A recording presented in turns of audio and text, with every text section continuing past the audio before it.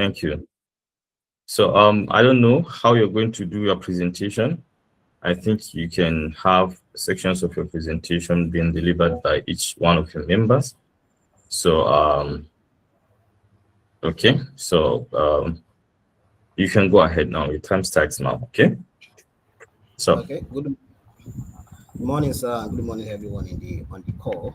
My name is Yusuf Kende Olabi, and on behalf of my group, we are here to present our project, which is the design and implementation of the human resource management system and audit capabilities for ABC Onabanjo University. The My group members are listed below. We have Adamu, Olabi, Aminu, Suleiman, Idris, Daniel, Safwan, Zayano, and Rashidu.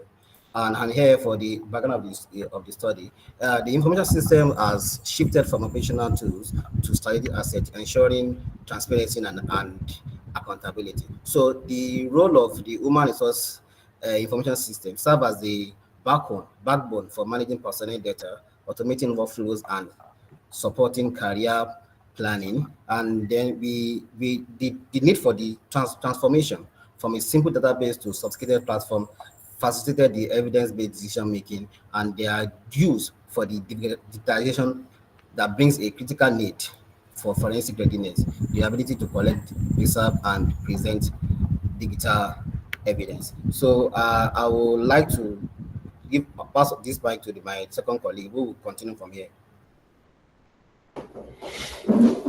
Good morning, sir. Good morning, my colleagues. So my name is Safwan Alkali. So I will continue from where Mr. Kainde stopped, which is the systematic vulnerabilities and inefficiencies. So before our solution, the HR environment at the university suffered from several systematic weaknesses. Like first, staff records were fragmented, stored across different systems, and even in physical files. So this created data silos and made it difficult to get a single reliable source of truth. Second, because most entries were done manually, there were frequent inconsistencies in the key records like employment history, which made the process such as promotion slow and error prone. So finally, the inefficiency increased operational risks. Decision making was delayed. So and the institution faced high exposure of errors, dispute, and the administrative bottleneck. Next slide, please. So looking at the lack of accountability and the forensic control. So this is another major problem was the lack of accountability and the forensic visibility. So critical HR actions were taken such as promotion, disciplinary update, and the record modification. They had a weak audit trail. So it was often unclear who performed an action and when it has happened. So there were also, insider trades risks without temper evidence log, malicious edits could go undetected. On top of that, so identity management was poor. There are a lot of shared credential made it impossible to attribute changes to specific individuals. So all of this pose legal risks in cases of dispute. So the university struggled to defend the integrity of its record because there was no trustworthy audit mechanisms. Next slide. So the aim and objectives of the study.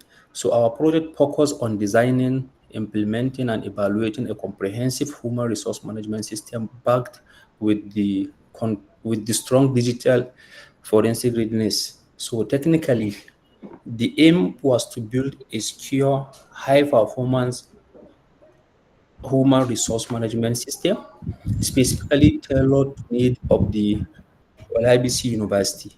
So, innovatively, we wanted to measure how effective the system will be in providing security, ensuring data integrity, and enhancing user experience across the HR operations. Next slide.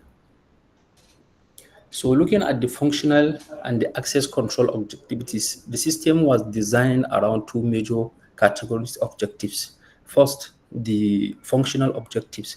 So this include automating the entire staff life cycle from enrollment to promotion, development, leave management, ultimately retirement.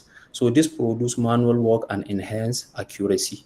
Secondly, the access control objectives were implemented strict role-based access control using principles like list privileges and segregation of duties. So this ensure user only perform actions appropriately to their own roles. So finally, accountability. And is accountability is the central, which activity within the system is tied to the specific user account so that we always know who did what. So next slide, please.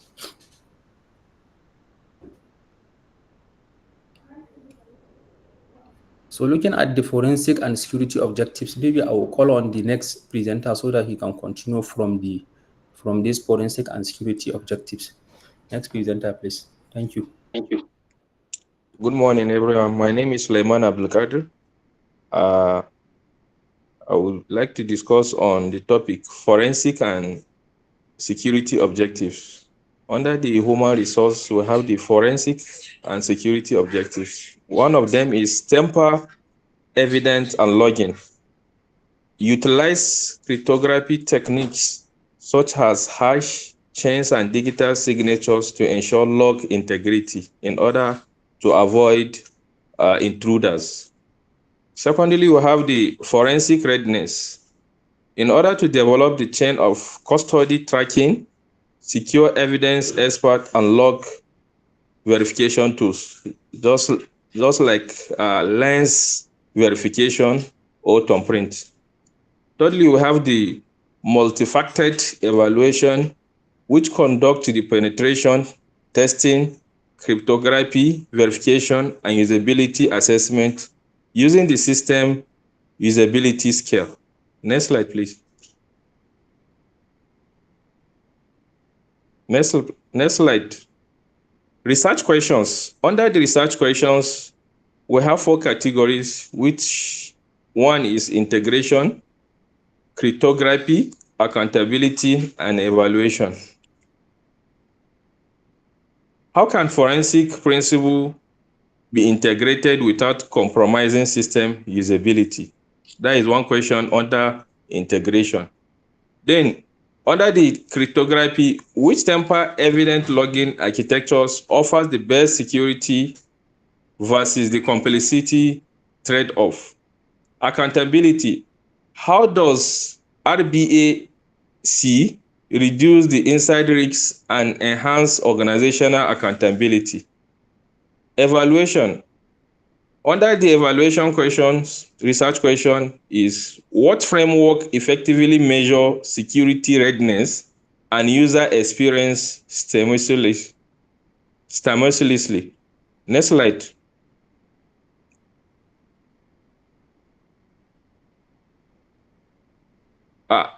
Significance of study. We have 4 significance of the study. We have the practical aspect, we have the institutional aspect, we have the academic aspect, we have the societal aspect. Under the practical, we have it delivers a production ready solution for OOU that improves efficiency and reduce fraud risks. Institutionally, demonstrate commitment to good governance and provides reliable evidence for external auditors. Academic, the academic bridges information system and digital forensics, applying design science to non-technical environment. Societal, it promotes the transparency and accountability in Nigeria public institutions. Next slide. Scope and delimitations. We have the scope and demonstration.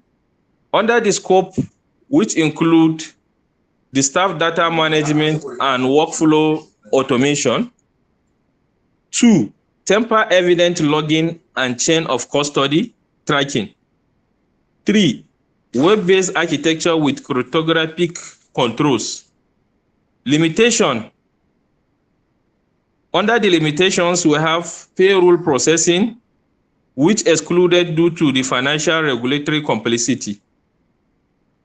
2, we have the biometric excluded to avoid hardware dependency due to malfunctioning and other hardware issues. We have the longitudinal study, which focuses on the prototype validations. Next slide, please.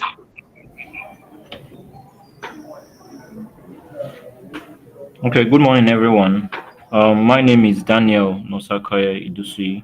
I would like to present on HRIS evolution, which is literature review. HRIS means Human Resource Information System. The shift in paradigm. HRIS has moved from transactional automation to analytical driven management between 2020 to 2025. That's initially HRIS handled basic repetitive functions such as storing employee information, processing payroll, and tracking attendance, which were mostly transactional. But between 2020 and 2025, HRS now incorporates data analytics, dashboard, predictive, and real-time reporting.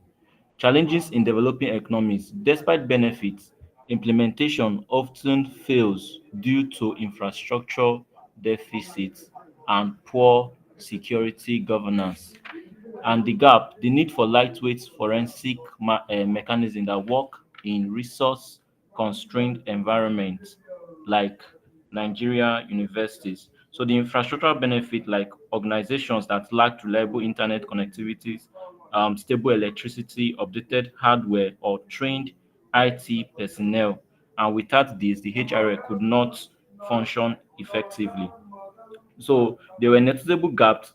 Nigeria University and similar resource limited institutions, the simplified lightweight digital forensic solution that can function effectively despite limited infrastructure and techniques. However, institution developed contexts such as Nigeria University faces issues such like limited bandwidth and unreliable internet, outdated or low-powered hardware, minimal funding. Next slide, please. So we'll be talking on digital forensic readiness. Digital forensic readiness means a proactive posture enabling efficient identification and preservation of digital evidence before an incident occurs. That is this DFR. It ensures organization can quickly detect and preserve relevant digital evidence before any security incident occurs. What were the core pillars? Evidence identification, reliable collection, that's chain of custodies, secure retention, and legal admissibility. The benefits, it reduces evidentiary loss and investigative costs significantly compared to reactive approaches. Next slide, please. Our next slide is on cryptographic mechanism. Cryptographic are techniques that uses mathematic method to protect data and ensure its integrity and control who also have access to it. Some cryptographic tools include hash chaining, digital signatures. Hash chaining, that's linking log entries so that any modification breaks the chain, ensuring temporal ordering. Digital signatures, using private keys to sign logs created, non-repudiation, that's proof of origin, and external anchoring. Periodically publishing log digest to an immutable ledger. Example, we have the blockchain to prevent total system compromise. Thank you.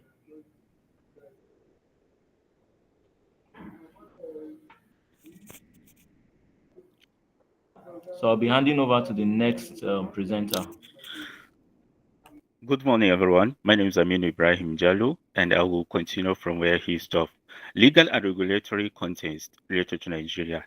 NDP NDPR, which is Nigerian Data Protection Regulatory 2019, mandates privacy by design and skill data processing.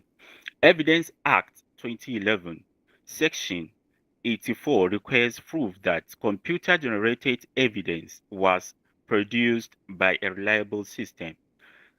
Cybercrime Act 2015 empowers authorities to compel evidence preservation.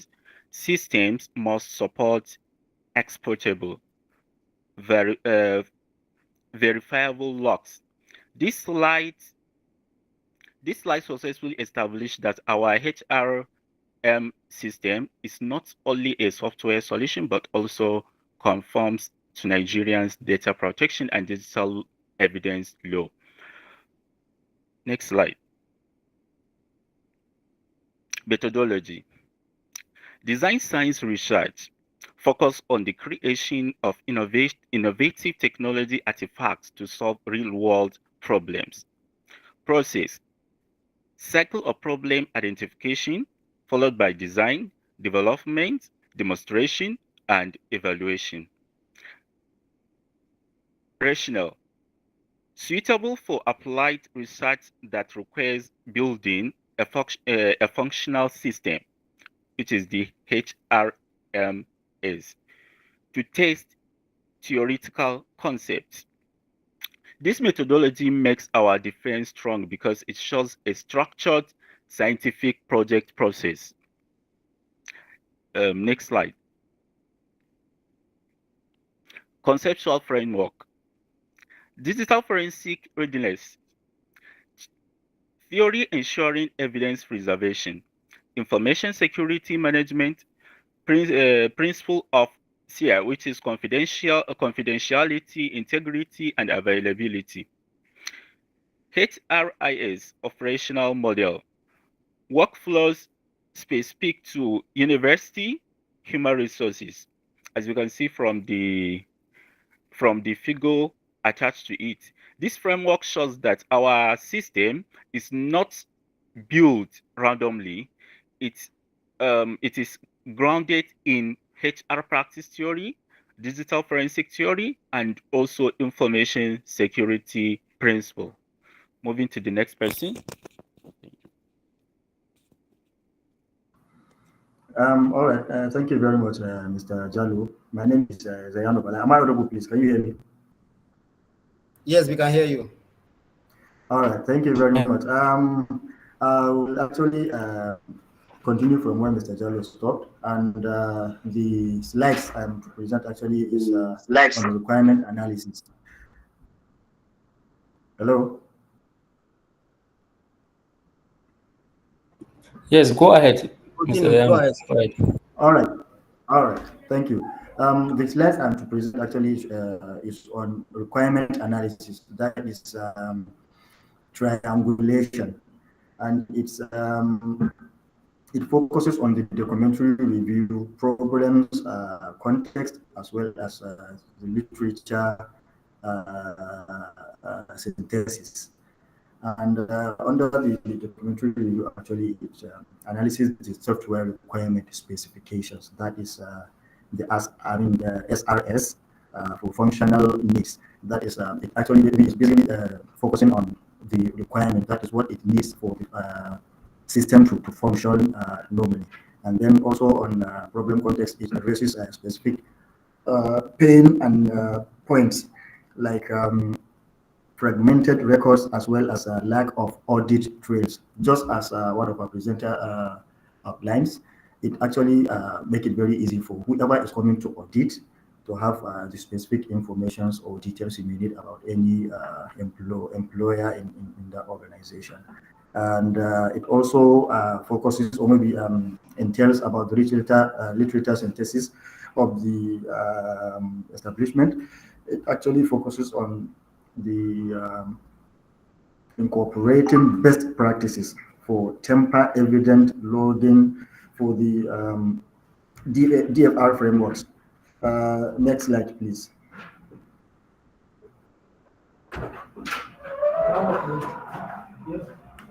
Yes, The next slide is system architecture. That is the framework, how it's been designed, and the system architecture actually is web-based layered structure. That is, it has separate layers.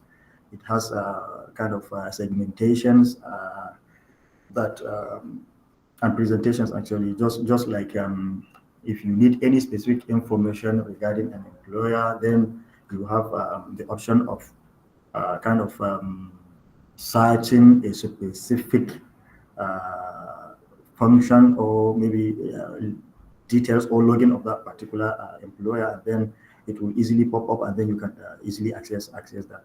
And also it talks about the modular approach. It ensures scalability as well as maintainability. It is very easy. It can be maintained as well as maybe some inputs can be made, and then changes can also be made, but it can be maintained very easily. And security integration, it entails about the security control. That is, the person started with the responsibility of making sure that it is very secured, that whoever can then have access to the establishment or the system must be granted access, so that irregularities and maybe aliens or maybe people coming from outside world, or maybe someone that is not part of people that have been granted access cannot have access to the system. Next slide, please.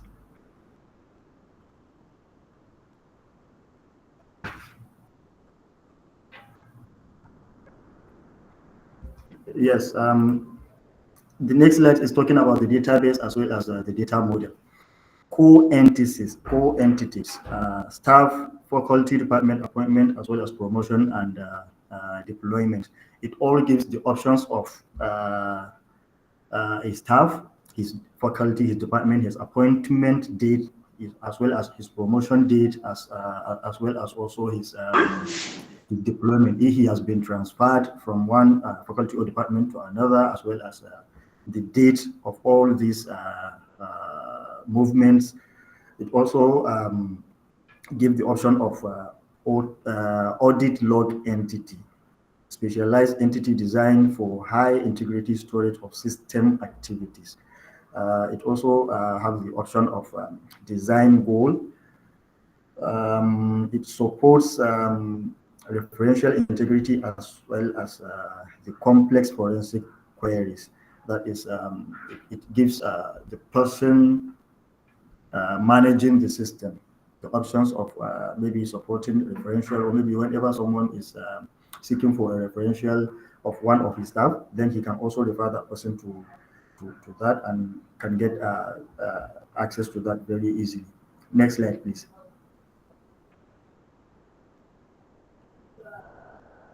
All right, the next slide is talking about forensic implementation and strategy. That is how the whole system can be implemented. And it says cryptographic hash function, verify data integrity, as well as links log entries.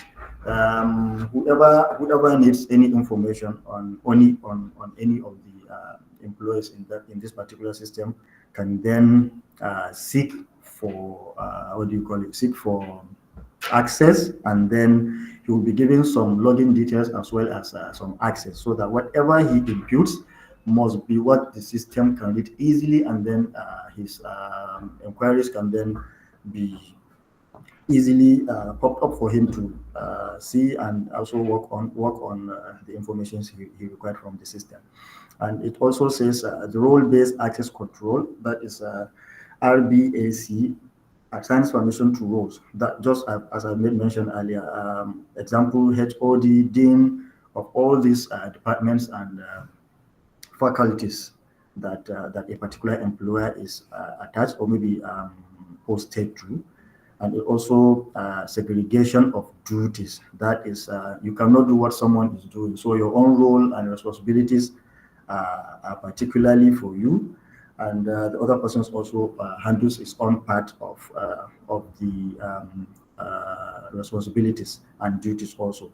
So whenever you need information about Mr. A, you can just easily maybe tag or maybe search a particular role or particular responsibility is assigned to, and then also that can easily and make it very easy for whoever needs any information about a particular employee to access that without any stress.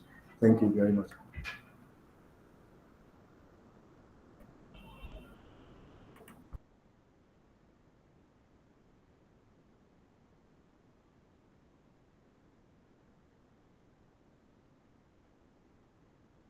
So the next person that will talk is Idris. Idris, are you on?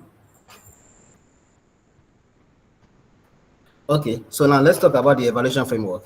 For the evaluation framework, we are talking about using four parameters. We are using the security efficiency, data integrity, usability, and the performance. So for the security efficiency, we have the penetration testing and vulnerability assessment. And for the data integrity, we have the cryptographic verification of log files that will prove tamper evidence.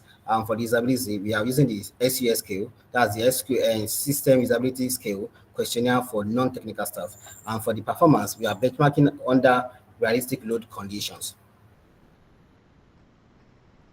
Um, Before we go to this slide, let me show us how the our development, what we have been able to develop, the software we have developed, so that we can have a clearer view of it. So this is the software that we developed, which is the Smart HR that we're talking about since.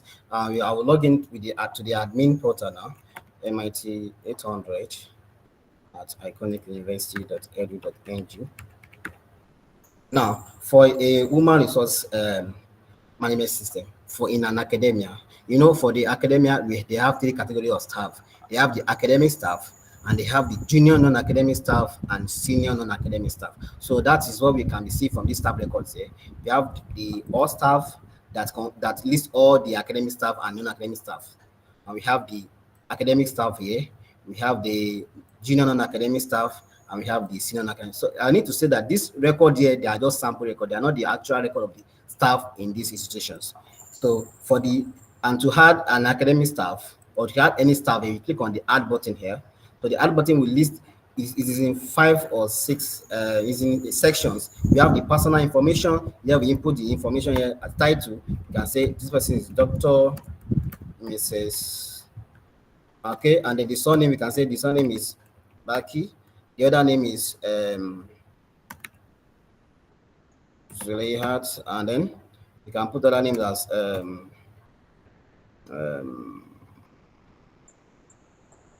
then date of birth. You can put it birth to be okay. Then sex, female. State of origin, you can say Gombe. The local government, you can say Gombe South. And then the email address, you can put the email address as this.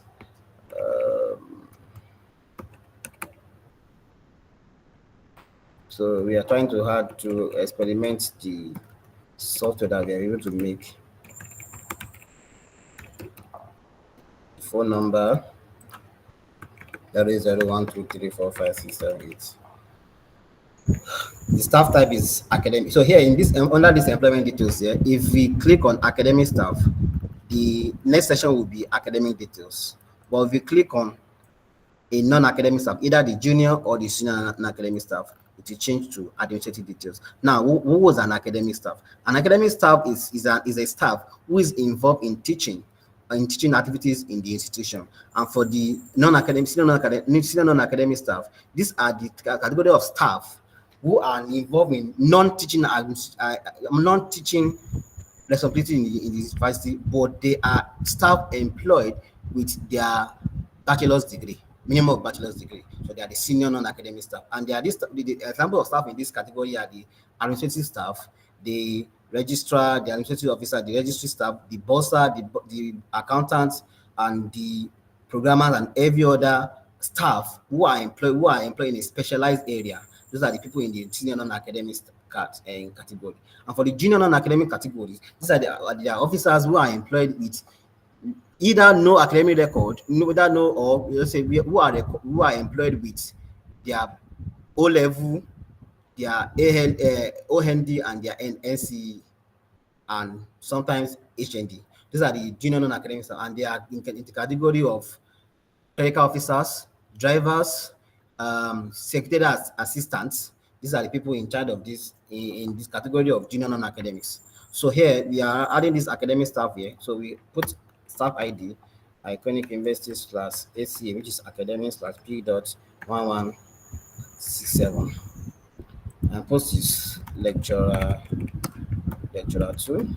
Salary scale is Academic University academic staff salary scale 2. Step 1. And date of appointment, you can say the 1st of October 2025. And date of present appointment is 1st of October 2025. Please note that all these fields that we put here are the fields that we are given to us by the Deputy Registrar Establishment Division of the institutions we are developing for. And this was also verified by the Director of ICT of the institution as well. So the retirement age is 65, and it's auto calculate the date of retirement for this staff here. And the appointment status is temporary appointment. And the faculty, and this person is in Faculty of Medicine and Surgery, and department is in Medicine. Sorry, they are Faculty of Clinical Sciences, and program is Medicine. So the reason for this program is there are some lecturers that they might be employed into a department that has more than one program. For example, let's say in a department of computer science, they have a program data science, they have a program cybersecurity, they have a program software engineering. So the program will be listed here for the role they employ the academic staff to, but the department will still be computer science here. So the other specialization here is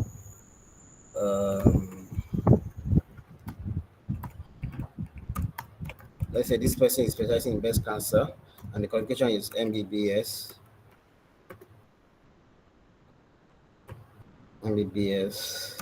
FAAS. Okay, and then the remarks here is new staff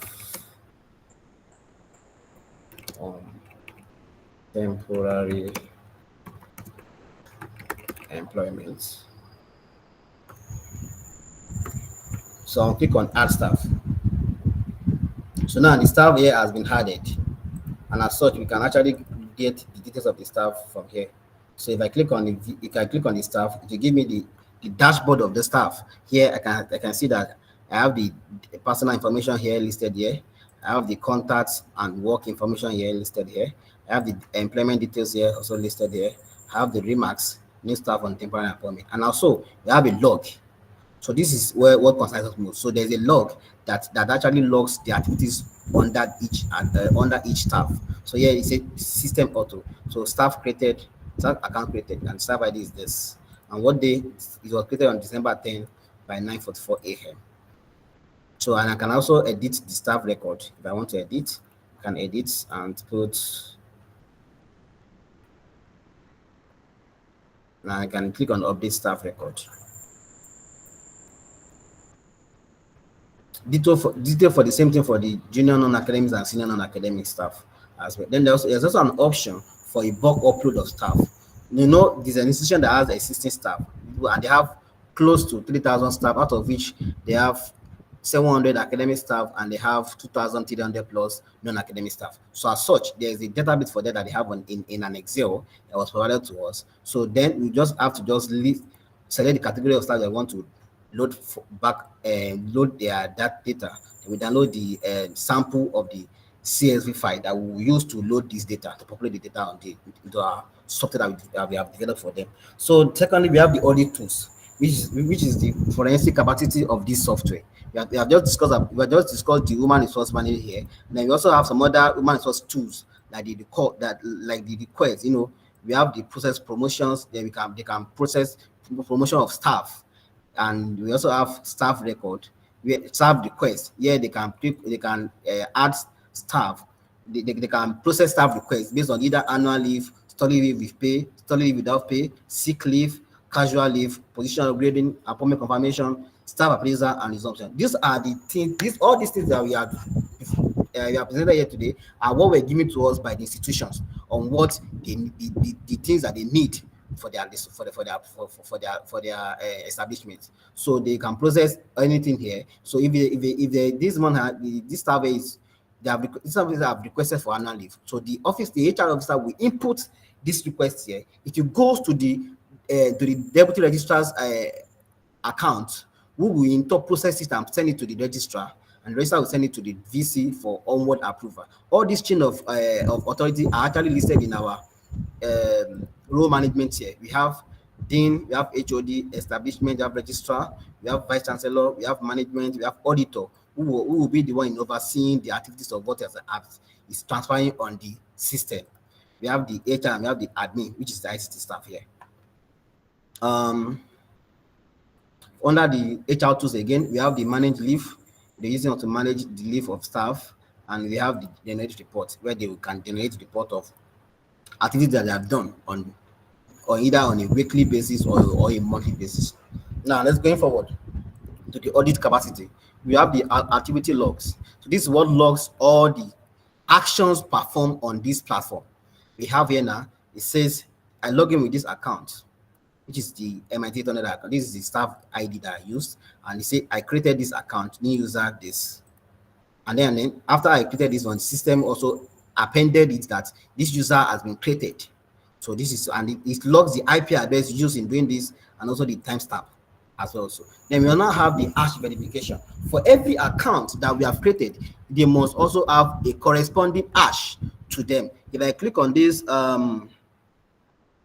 where's the officer that we just created now? Back is really at here for this officer. And now if I click on verify hash, it shows me that okay, the hash that was stored is this. And since I've not edited this staff record, there is no way the hash will be different from what is stored. So basically, I only have one hash, which means the stored hash and the current hash are still the same, because and it tells me that the system integrity is verified. I mean, there is no tampering of record in this. But I edited the staff record as an admin, and I did it with the correct authorization. There will not be any hash mismatch in it, but there will be a different hash, and it will show me what was stored before and what was there currently.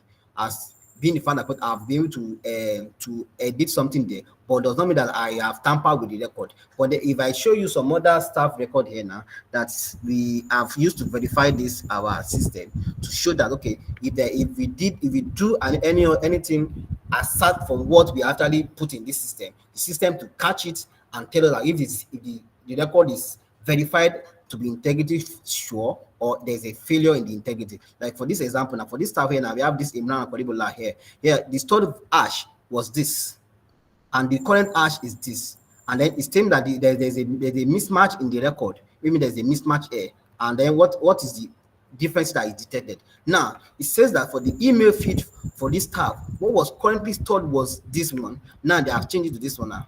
And then the date of appointment that was stored before was this. Now there is no date of appointment again. It's ditto for the date of present appointment. So basically, it's not still you now use this JSON file here to show to tell me the difference in what it was stored before and what is being stored currently now. And if you can check very well here we have the date of appointment and date of present appointment here to be this, and for here we have it to be no.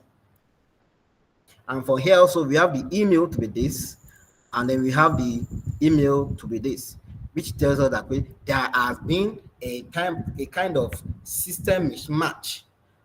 This was done without proper authorization. Now there are some details that we also did that we were able okay, good. Okay, no.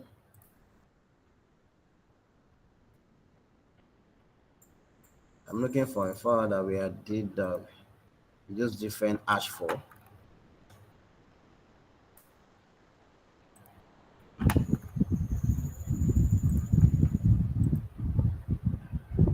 Okay, all looks good except that one that we use for testing.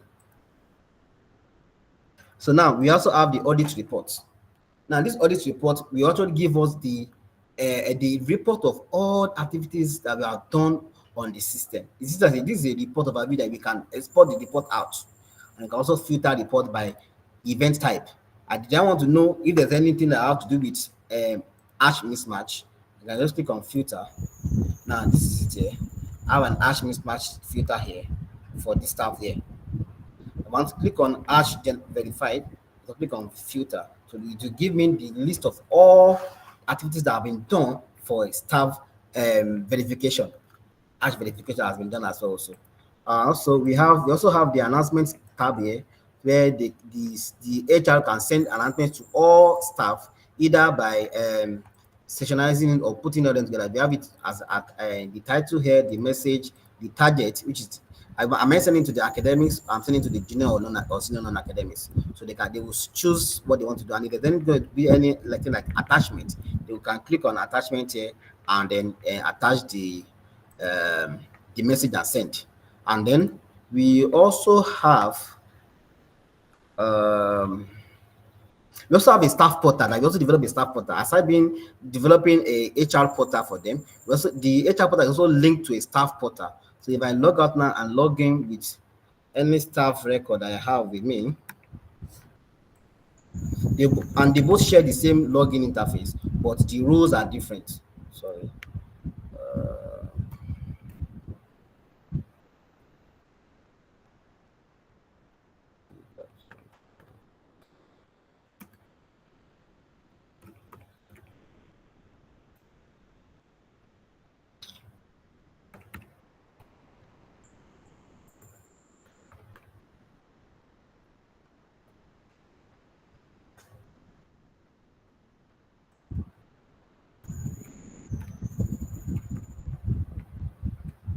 One word self.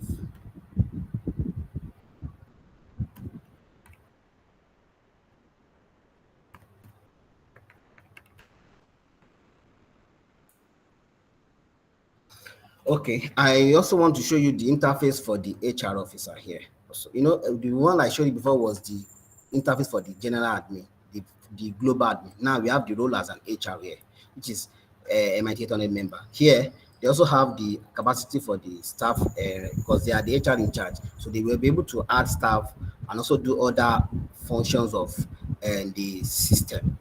But their role is being locked for them as because their role is an HR role. It's different from the admin role, and they have some limitations of what they can do.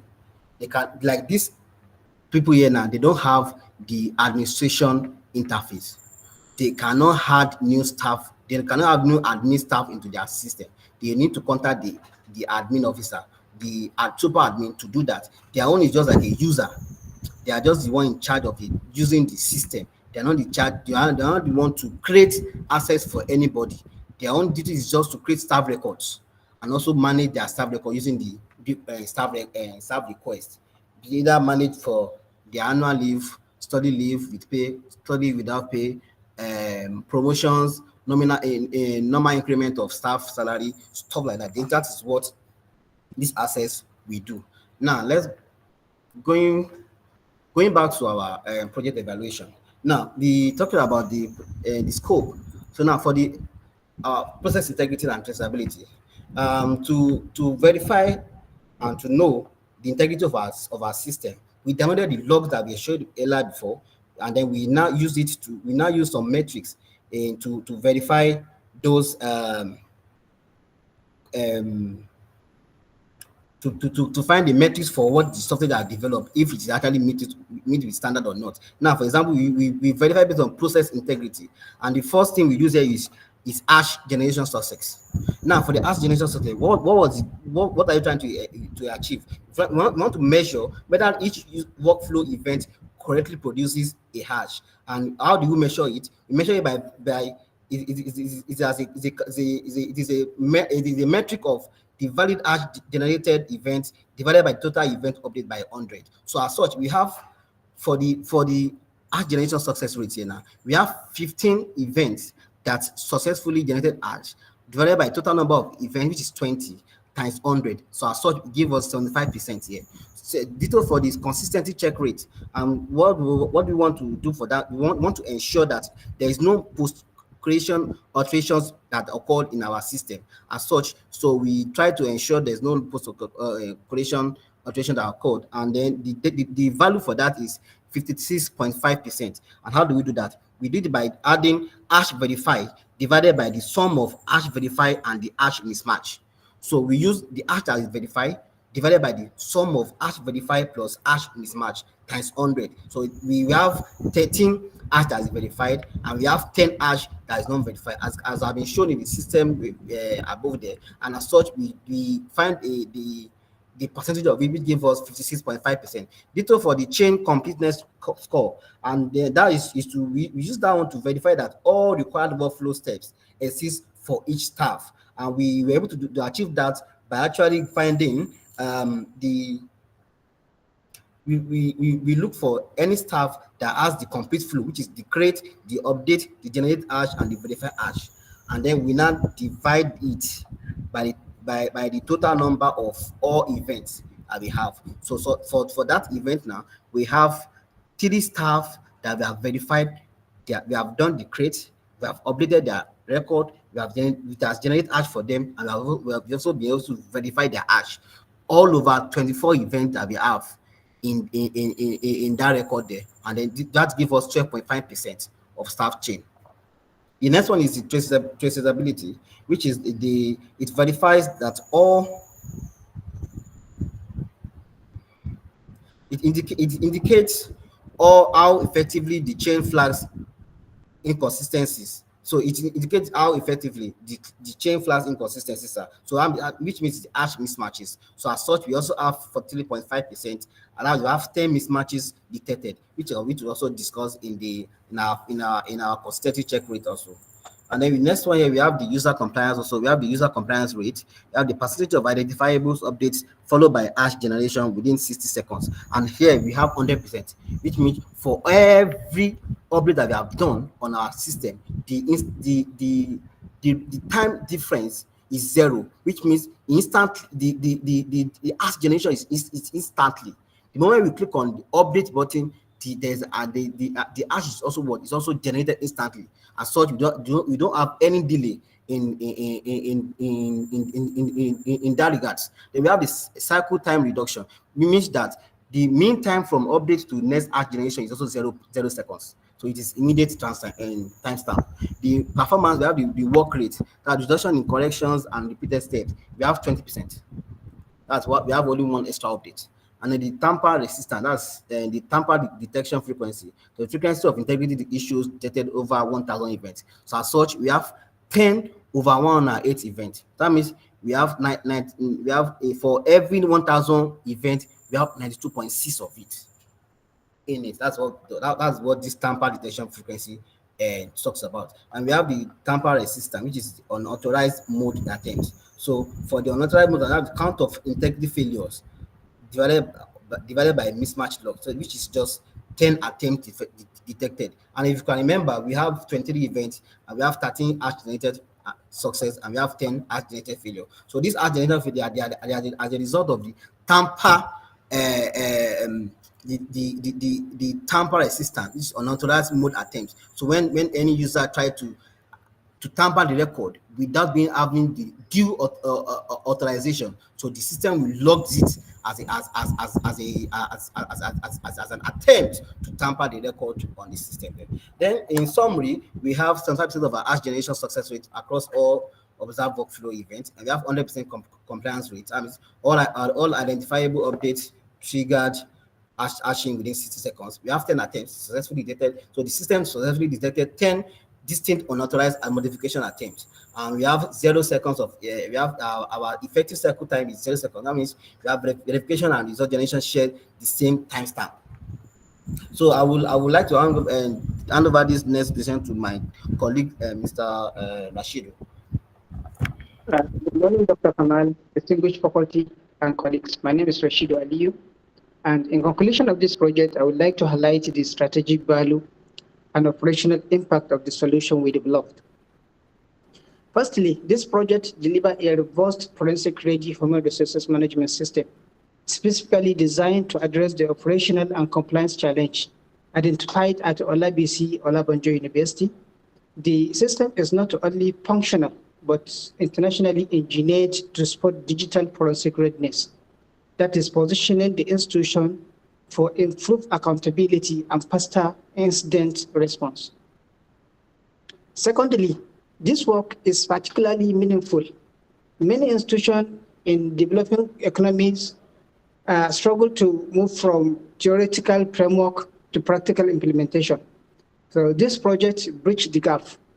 It translates forensic readiness concept into the functional, deployable system that fits the realities of an emerging market environment.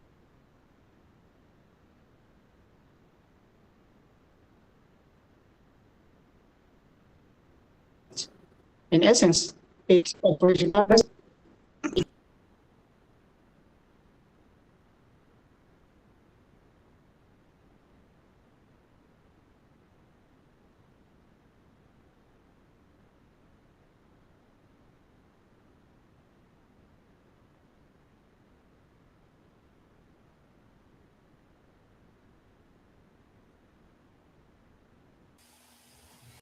Yeah, Mr. Rashid, we can't hear you.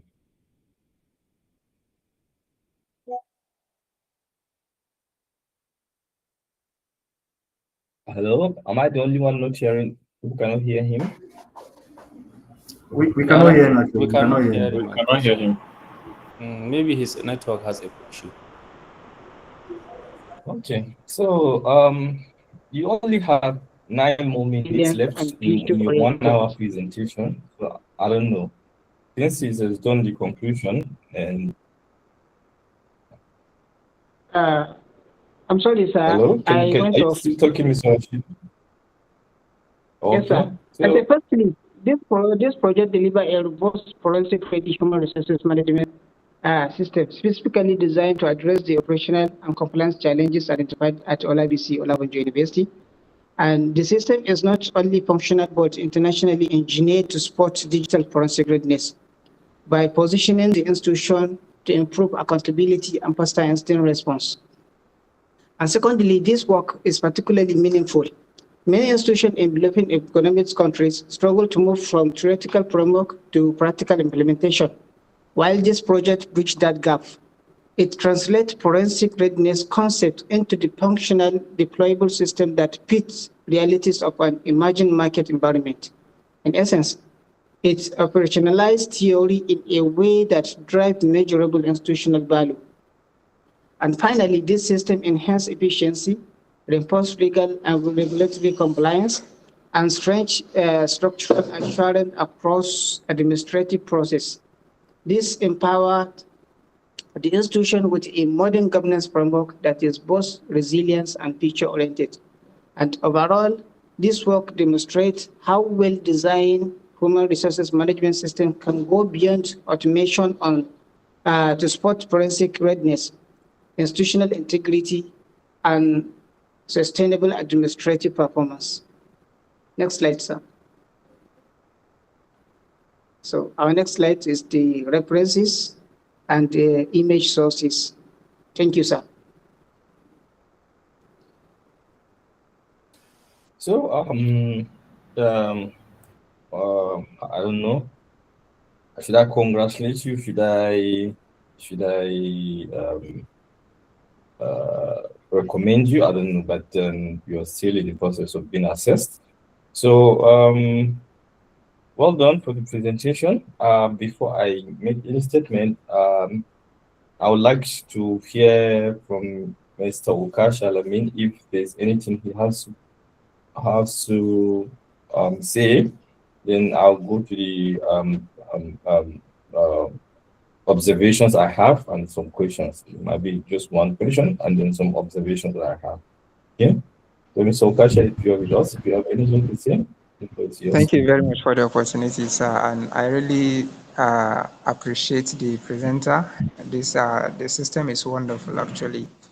So I've been really trying to record for the other groups that are presenting. So because the interactive lecture manager is out, so I've been really not focusing. So I'll just congratulate them, and you can carry on, sir. Okay, so good, thank you. So a couple of observations and then just some questions because we don't have the HOD, we don't have the coordinator. So I'm the judge and jury in the same case, okay? So first of all, at the login, I can see that you have um, you have activity log for it. Did you consider using maybe a two-factor login, because you're talking about a highly sensitive information system that that keeps record of people at the workplace? So did you consider maybe implementing a two-factor login, of maybe using a second, maybe talking, send your phone number or to an email in order to have, because we know that any information system is just as strong as its weakest point. Okay, so if you have done that, if you consider using a two-factor login, maybe that would strengthen the security consideration of your system. Okay, so I don't know, does anybody have any response to that observation? Okay, thank you very much, sir. What we consider is that, sir, for every login for the admin, we have their email address, sir. So there is going to be there's a mail that we have configured, a mail such that for every attempt of login, for every successful login, it sends a mail to the user that you're logging at so time, at with IP address and so location. Now, for also for every activity that is being performed, any edits or any addition, it also send a mail to all the admins on the platform and notify them that person. Let me show an example of how it's we have configured it. Let me log into my mail.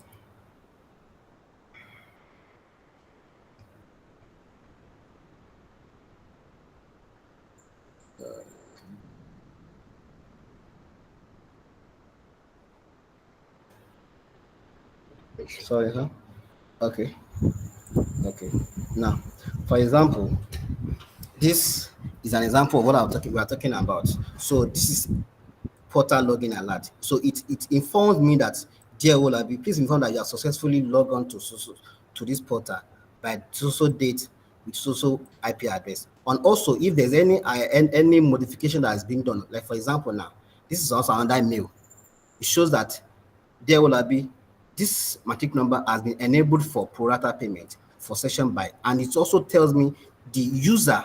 For example, my name is Olabi, but this user is Abiodun, which means that this user attempted to perform an operation for this student on this action. So every admin on the system are also designed such that they get an email notification for every actions that's performed by any of the admin members. That's this kind of two-step that we also implemented on the system, sir.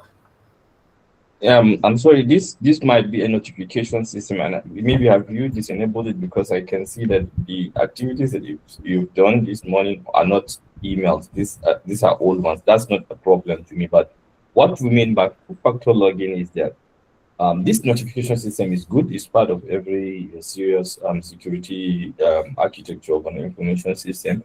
But what we mean by two-factor login is where you use two means to identify yourself. For example, we're not talking about the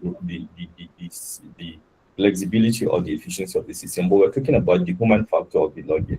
Now, if you have my password, you might not have access to my phone. So yeah, if you know my email and you know my password, if that is the only thing that you need to log in, you can have access. And by the way, there's a study, an academic study, that shows that more than 70% of people use the same password over so many platforms. So if you know my password in my banking platform, you might likely know my email password, you might likely know my workplace password. So it's almost the same. So what I'm trying to observe is that if you use a two-factor, what we mean by two-factor is that you might use a password and a token, just like in your banking application. If you try to log in, it will send a token to your phone, and then you use that token in order to complete, for example, your login or your transaction. So that's what we mean by two-factor login, because you just use your email and password, and if somebody knows your password, then there's high likelihood that you go in and do it, and you will be held responsible why you didn't do it. I hope you understand what we are saying here. It's not about the system's So it's not about the system's robustness or efficiency, but the human aspect of the security. So there's the human aspect of security. Okay, that's just an observation you might look at that. Then go to, if you log into your application, I can see that some of the information entered there, like the state and local government are in text areas which shouldn't be, and even the salary grade level. And yeah, are you logging in? Okay, let's see.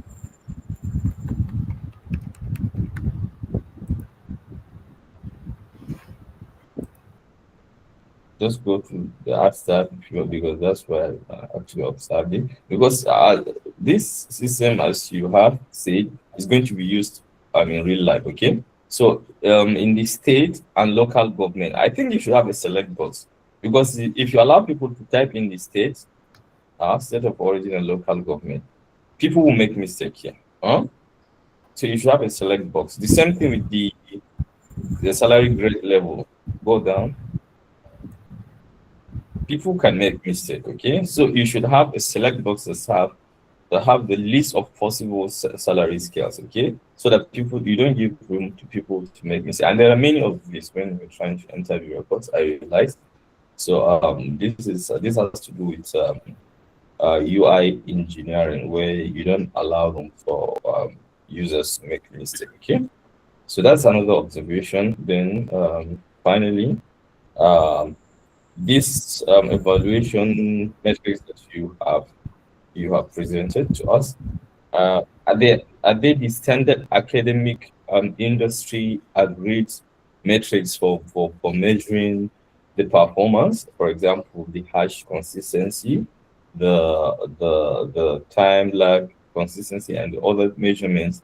Are they the standard agreed industry and academic metrics? If they are, because I'm not an security expert.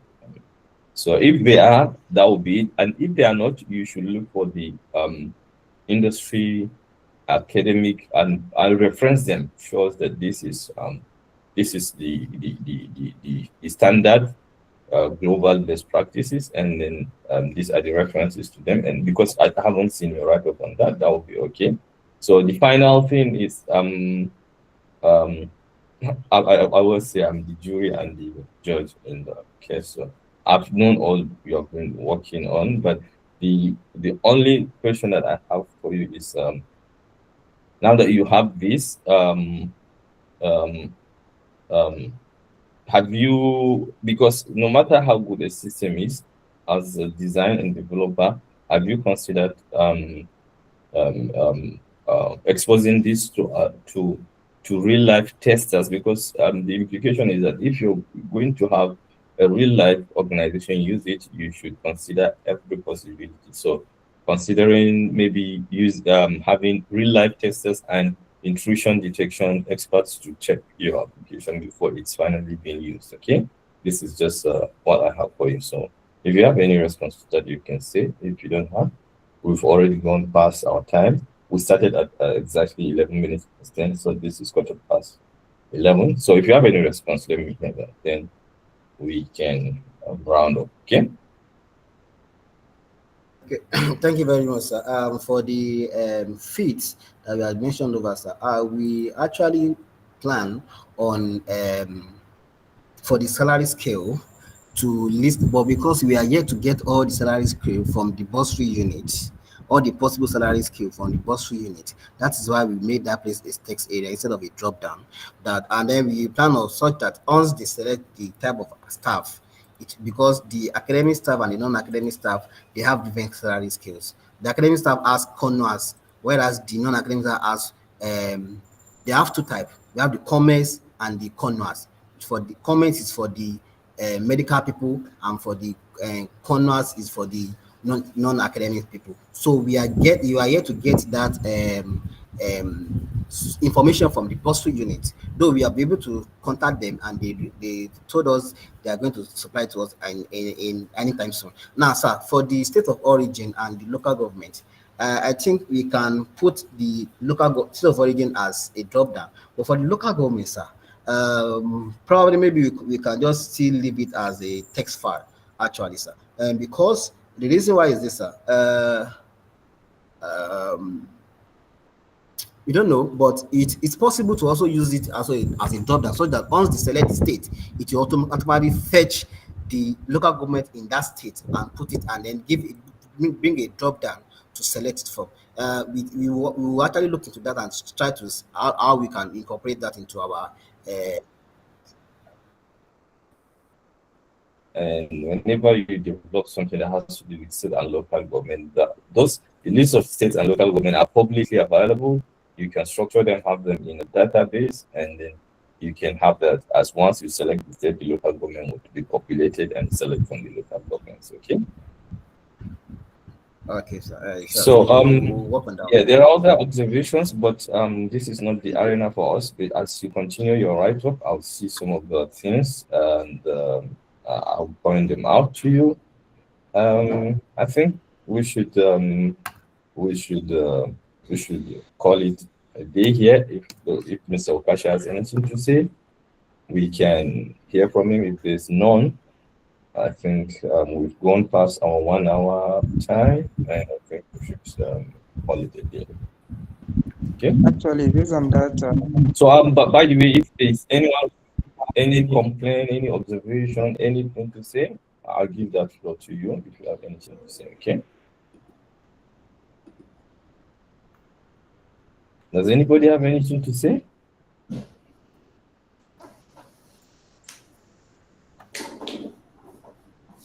Thank you very much, sir. We are okay, sir. We don't have any questions for you for now, sir. So, Mr. Okay, I don't think you should stand in for them. Anyway, since there's nothing to say, I think we're going to end it here on a very good note. I'm amazed at what you've been able to achieve in the short time you've been given, and I'll maintain an informal relationship, communication with you on this, and we'll see how it goes. Okay. So on this note, I'm saying everybody have a nice day. We'll still continue our discussion on the write-up because we meant to have chapter 4 and 5 and other things in place before the end of this semester. All right, sir. Thank you very much. Thank you very much for your time. Thank you. thank you very Thank you much, so sir. much, sir. Thank you, For sir. your guidance. Thank you, sir. Thank you, sir. Thank you, sir. Thank you, sir. Really appreciate you.